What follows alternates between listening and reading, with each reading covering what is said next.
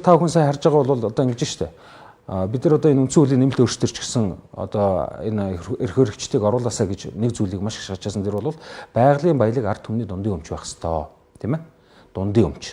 Тэгэхээр энэ дундын өмч гэдэг энэ заалтыг харамстай энэ нөхдүүд маань үндсэн хуулийн нэмэлтээс оруулсангүй шүү дээ, тийм.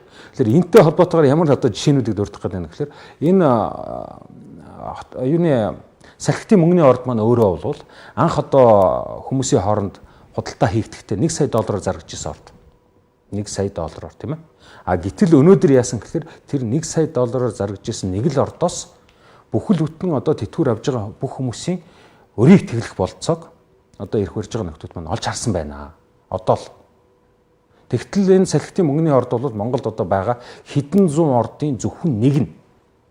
А гэтэл дахиад салхитын мөнгөний ордоос цаашаа одоо дөнгөж 49%, 51% нь $400 саяар доллараар, тийм ээ. 26 тэрбум воноор би одоо хөшөөтийг ярьж гин, хотгор шамгыг ярьж гин. Маш олон уурхаанууд ийм байдлаар хувийн хвшил нэг хэн нэгэн одоо хувь бүлэглэлийн нэрээр зарагдсан байж байгаа шүү дээ. Тэгэхээр энэ их мөнгөөр, тийм ээ, энэ их баялгаараа бид нэр өнөөдөр бүх тэтгэвэр авж байгаа хүмүүсийн амьдралд нь хүрэлцүүс тэтгэвэр өгөх болцоо байсан уу? Байсан.